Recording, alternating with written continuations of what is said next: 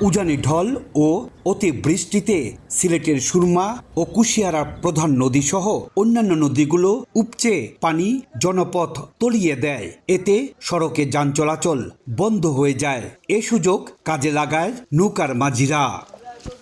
এক সপ্তাহ ধরে তলিয়ে আছে সিলেটের ফেঞ্চুগঞ্জ উপজেলা শহরের প্রাচীনতম বাজার। কুশিয়ারা নদীর পানি স্থিতিশীল অবস্থায় থাকায় বাজার থেকে পানি কমার আপাতত লক্ষণ দেখা যাচ্ছে না। 2.5 কিলোমিটার দীর্ঘ বাজারের অধিকাংশ দোকানপাট মার্কেট পানিতে তলিয়ে আছে।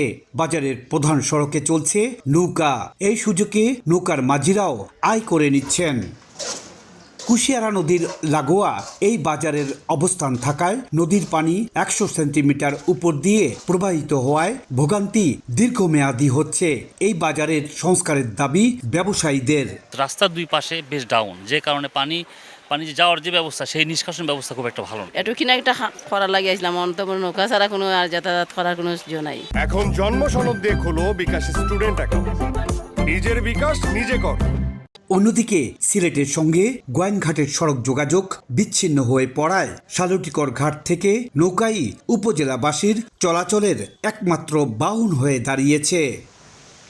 ইকরামুল কবির, সময় সংবাদ, সিলেট।